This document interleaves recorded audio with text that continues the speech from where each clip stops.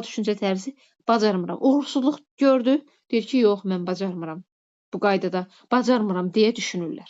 Yalnız bir cəhd eləyirlər, bir cəhdə uğursuz oldularsa, vəssalam. Deyir ki, mən heç nəyi bacarmıram, mən heç nə edə bilməyəcəm, bax bu qaydada. Sonra gəlir, deyir ki, çətinliklə qarşılaşanda sonadək davam etmirlər. Hər hansı bir çətinliyə rast gəliblər, deyir ki, yox, məndə alınmadı, mən davam etməyəcəm, bax bu qaydada. Çətinliklə qarşılaşanda davam eləmirlər. Sonra, məsəl üçün, deyək ki, hər hansı bir qarşısına tapşırıq mı çıxıbmı və yaxud hər hansı bir iş mi çıxıbdır, sadəsindən yapışır. Çətinlə yaxın getmir. Deyir ki, çətinlə yaxın gedərəm, hər hansı bir səhv edərəm, kimsə mənə gülər. Və yaxud müəllim mənə gülər. Uşaqların qarşısında pis olaram.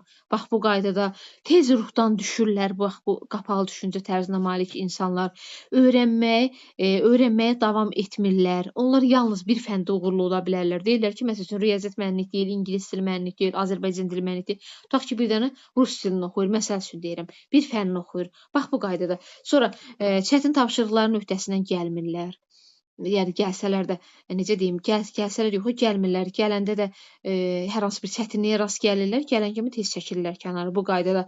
Sonra rəylərə ehtiyac duymurlar. Necə olur? Yadınızda saxlayın. Biz keçəcəyik inşallah formativ qiymətləndirmədə iki cür rəyimiz var. Konstruktiv rəyimiz var, bir də destruktiv rəyimiz var.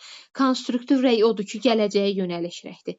Biz dedik fəaliyyətin stimullaşdırmasına şagirdlərə yol göstəririk, rəy veririk. Bax bu qaydada.